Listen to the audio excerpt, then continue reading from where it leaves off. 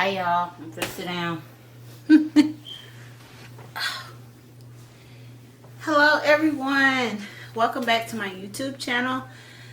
This is Life with the Murphy Family. I am Alexis Murphy, and today, which is 12 something, I'll get the script right eventually. But today I'm going to talk about my journey to home birth. First of all, if you like the content, what you see, or just help me grow my channel, you can like and subscribe and leave some comments of what you think I should talk about. Nice comments, please. Anyway, but as you can see, I'm tired. I'm getting bigger. I am huge. But today I am 32 weeks, and I'm going to read over my stuff. I am 32 weeks pregnant, so I'll be 32 weeks from November 22nd through the 28th. I have 56 days left. I guess the baby is about 16 3/4 inches. The baby is about 3 3/4 pounds. The baby is about the size of a Jamaica. I hope I got that word right. Jicama. Yes, the length is about 16 3/4 inches. The weight is 3 3/4 pounds. Let's see what they got in the articles.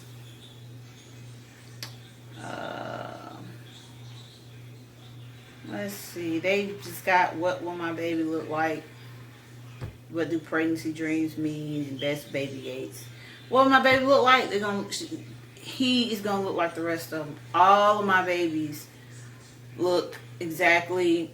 You can tell they're siblings by when they're newborns. You can tell that every single baby I've had, they all look alike. So I'm just ready to meet him. I'm not really stuck on how he'll look, because I sort of have an idea how he's gonna look. Zachariah, I get Zachariah and Zariah looks alike. I hear that.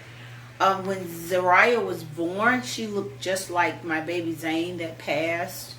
Zoe had a distinctive look because she looked more like her dad to me. You can see me in Zoe, but she looks more like her father. Zipporah and Zane favored, and now Zipporah and Zariah also favors. So I really don't dwell on how the baby will look. I'm just ready to meet him, and I'm ready to have a little boy again around the house. Have a little baby boy. It's going on 3 years since my son passed, and Zachariah is 6 years old, so of course he's not that little arm baby boy anymore. So I'm really excited about this boy child that God is restoring back to me. So anyway, let's get into it. So I got my stuff written down for each week what I was going to discuss.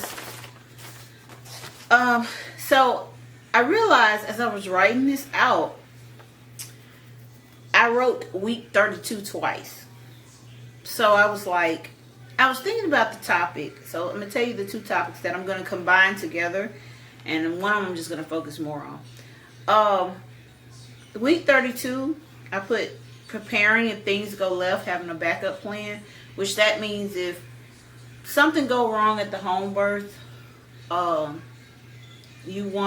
what's the evacuation plan? So what hospital you going to go to, who's going to keep your kids, you got all that stuff. And I also wrote week 32 again, is the baby moving, how to use a fetal doppler, and the importance of having one. So I have my fetal doppler here, and I'm going to show you guys why I believe it's very important that each mama should have one when they're not always at the doctor's office. So I was really thinking about week 32, and I was also, I was also thinking about the first topic. I'm sorry. About preparing if things go left, having a backup plan.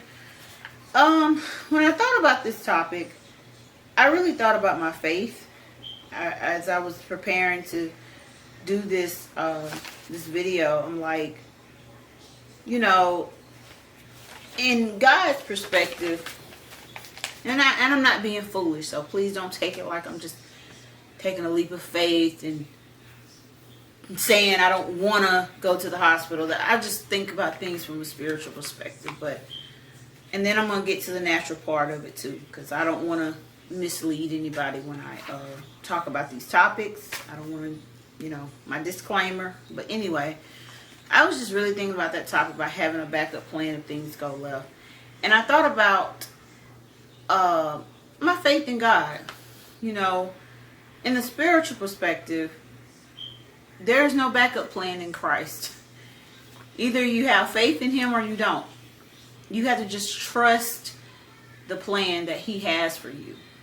And that's what came in my spirit when I was thinking about what I'm going to say about this topic. So that's why I'm sort of not going to stay on this topic long and go into the fetal doppler, because, but so applying that to home birth, either I trust God that it's going to work at home, or either I don't. I just look at things like that. I'm really, to prevent from having a backup plan, it's very important that mom take care of herself during the pregnancy, so you won't have to go to the hospital. Do everything in your power. Like today, I don't like drinking water, but my husband is really encouraging me, and I'm trying to motivate myself to drink more water, because we were just discussing today. He was like, baby, you really need to drink some water, because I don't want to see green stuff on the baby, which that was probably her pooping or me pooping. And he was saying, and then later on, after Zariah was born, I took her to the doctor. Her skin was just like, she had patches of light skin, then dark skin, and light skin, and then it was itching a lot. And when she was, I'll say between 3, like it started changing at the 2nd month, 3rd month, 4th month, 5th month, I really was like, oh my gosh, what's wrong with her skin? And at one point I thought she had vitiligo, if I'm saying it right. I did take her to the doctor, and he gave me some cream to put on her, and he said, Alexis, babies go through skin change. And then I went to this birthday party, and I met up with one of my old college friends, and she gave me some stuff that I could get for her skin, and it really works. She still scratches now, but she's doing good. Her skin is much better, looks much clearer. And then she said something to me that I didn't think about. The girl that recommended me to get the cream, she said it could be a lot of acid that made her skin irritable. And so me and Sam was just talking about that today, and he was just saying, Alexis, please drink more water, because I don't want to have to go to the hospital, and I don't want, the baby to have those problems. So I'm really working hard to drink more water. My husband picks on me because I'll drink like a bottle a day, and he says, well, you think you done did something because you drank 1 bottle. You really need to be drinking like 5 or 8 or whatever, how many I'm supposed to drink. But I'm really trying, because the last thing you want is not to go to the hospital. Also, getting in a right position and breathing techniques can prevent you from tearing. So just even when you're giving a natural birth, you just have to be aware of all those things. So well, let's talk about the reality, because it's things can go left. God can change up the plans and say, you really need to go to the hospital. So that's why it's important to keep, a backup plan. I'm going to be honest. I'm not really completely prepared for a backup plan. I'm not. I'm just, like I said about the spiritual part, I'm really trying to do everything I can and learn as much as I can about home birth so I can be at home. So I haven't really invested the time to prepare for a backup plan. I know sometimes you may need a bag just in case you have to go to the hospital. Some women may prepare a bag. Some women may have other children, like I have other children, and you have a sitter in place. But I'm really hoping and praying that it does not come to that. But if it do, it is important to have a sitter, because me and my doula talked about this, and she said it's important that you have a sitter in place, because she said her goal is to be with me and make sure I'm okay. So I really haven't looked into that yet, because I'm really just hoping that this one be just as successful as the last one. But I'm just telling you guys, if things go left, it is good to pack a bag. It is good to have a sitter in place. And then with COVID going on, I don't really know how would they let my husband in the room with me. That's why I'm really hoping that it don't come to that.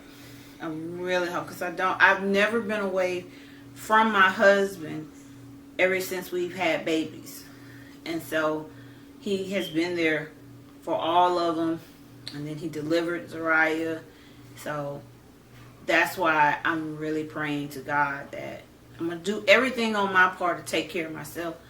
But I'm really hoping it don't come to that, because each hospital has their rules, and I don't want to have to choose between a doula and my husband, because I need them both. So, but I'm just telling you, the viewers, if it come down to that, you may overbleed, you may accidentally tear, not intentionally. It can happen. Make sure you have things lined up to go to the hospital. And that doula, if you have a spokesperson or a partner, that person speaks for you about what you want, what you don't want to be done to you, all that stuff. But like I said, I am really, really hoping that I won't need a backup plan. I'm really hoping. I'm not. Because me personally, I just don't feel the same about hospitals. And but if it come down to it, I'll go. So that's the backup plan that you need to have. You need to have a bag packed. You need to have a sitter if you have children. If you have to go and you have little ones, like I have all little ones, you need to find the closest hospital to you, because it's a life and death situation. The closest hospital to us, I'm here in Mobile, would be infirmary. So, and you have to be ready, because you can't wait around, and I'm going to eventually talk to someone. I'm hoping it don't come to that. I'm really walking in faith and believing God it don't come to that. But if you have an emergency, you don't have time to who can watch the kids, because you can't just leave them by yourself. You got to have that person come over and you go get the help that you need. So that's what a backup plan is. And like I said, I'm walking in faith that we won't even have to have a backup plan. I really believe that God is going to bless me to have the baby at home, and he's going to be fine like I did last year. So I want to get off that topic, and I want to go ahead and get on to the next thing I had talked about. So I put these in 2 and put both of these on 32 weeks. The next topic I want to talk about is the baby moving?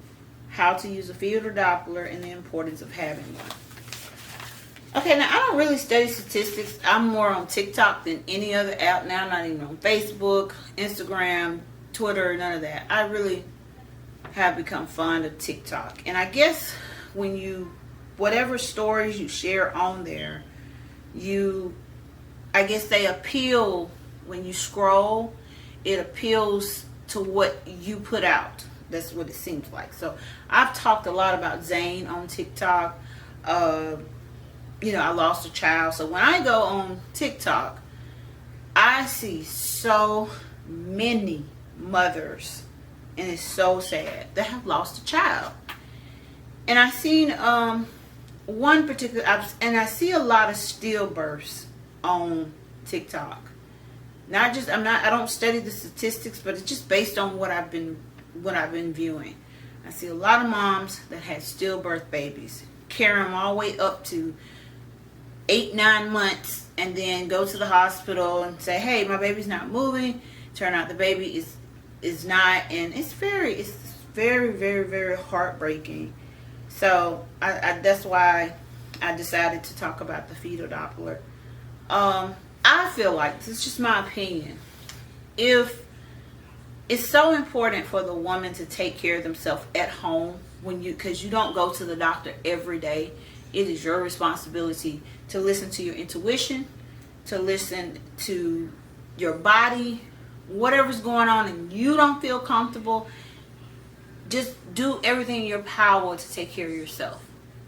So I seen this one story on TikTok where this mom shared her story. She said the baby was not moving, and she sort of like, oh, he'll be all right. And I guess this is just me paraphrasing, I guess a couple of days went by, and I think she was about 7 or 8 or 9 months. I'm gonna say that. I don't know for sure. I'm just this story really stuck out to me. And when she went, the baby had no heartbeat, so she had to give birth to a stillborn. So that just really broke my heart. It really broke my heart to see that.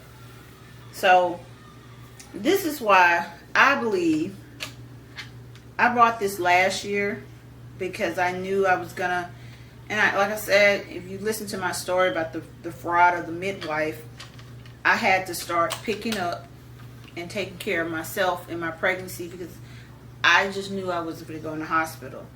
So I started doing prenatal care at home.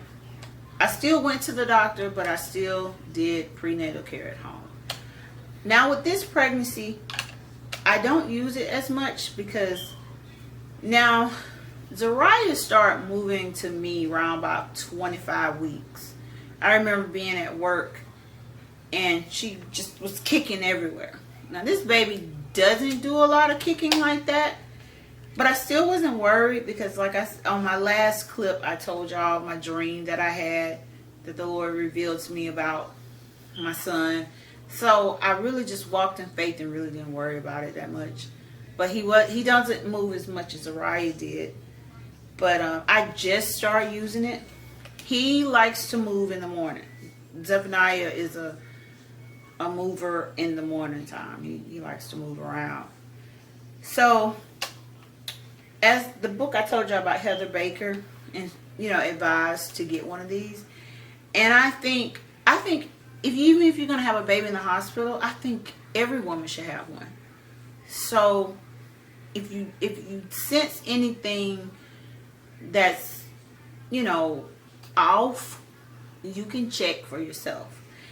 And so even with the fetal doppler, the heart rate has to be between, I don't know the numbers right off, but it's in the hundreds. And if it's in between those numbers, the baby heart rate is good. Mine's be about 140, 150. But it's a range of numbers it has to be in between. If you see 2 digits, you need to go to the hospital. I'm just gonna tell you. I got this off of eBay. I tried to look for one on Amazon, but I think Amazon have it set up where only medical licensed people can get one. They have them on Amazon, but only licensed people can get one.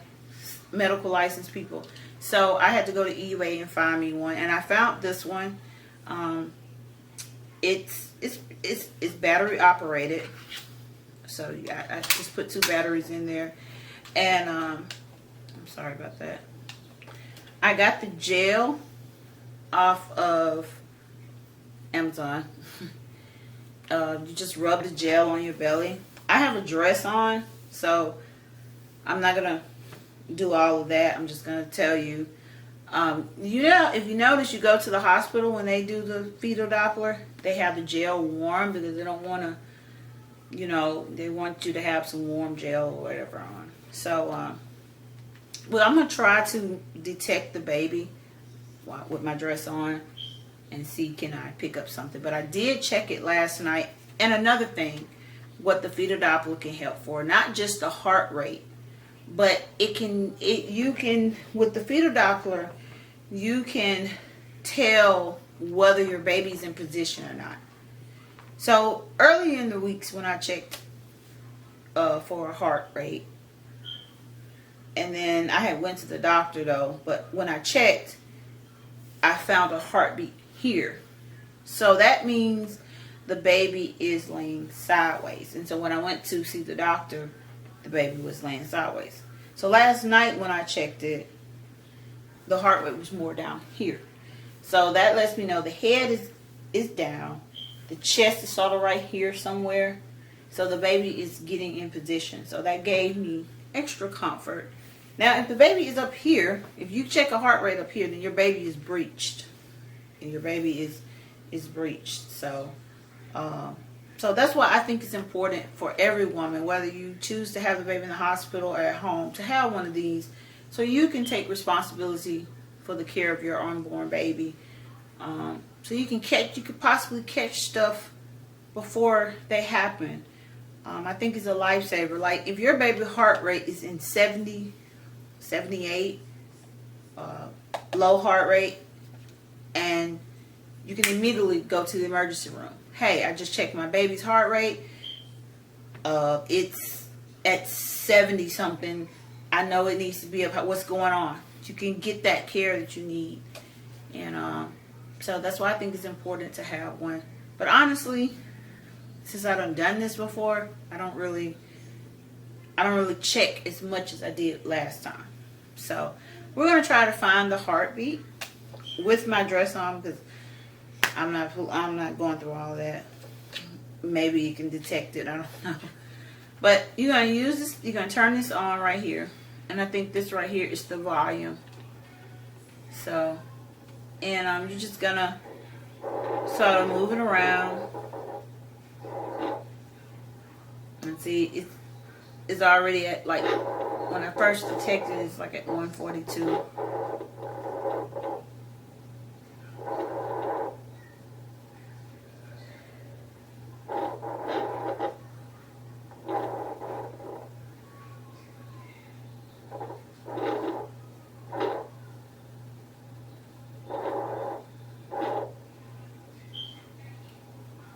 And I think because I feel him moving now because I'm pressing on him.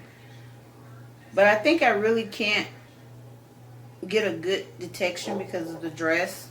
And like I said, I'm not going to go through all that. But, you get an idea how it works. So, like I said, if you turn it on and you get a heartbeat up here, that tells you the chest is probably up here. That means your baby is breached. You get one right here. Or right here. The baby could be going downwards. Like last night when I checked it, I got like a heartbeat down here. So that gave me, the baby's getting it's in position. So that's how you use a fetal doppler. And like I said, I think it's so important to have one. Don't just rely on the hospital to check and see if the baby heart is beating. Do it yourself. Take responsibility for your own health. I think it's so important that you do that. So, this is week 32. And I hope you guys enjoyed it. I would really appreciate it if you like and subscribe to my channel. And next week I will be back. I'm going to go ahead and give y'all a sneak peek of what I'm going to be talking about next week. So next week I'm going to be talking about, it's a little personal, week 33. I'm going to share my story on how Sam got on board with me doing an unassisted birth.